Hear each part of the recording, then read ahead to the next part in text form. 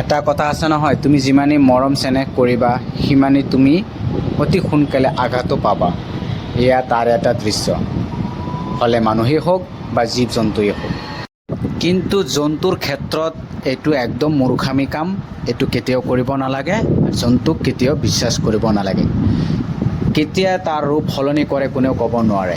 মই ভাবোঁ, আপোনালোকে কি ভাবে কমেণ্টত জনাব।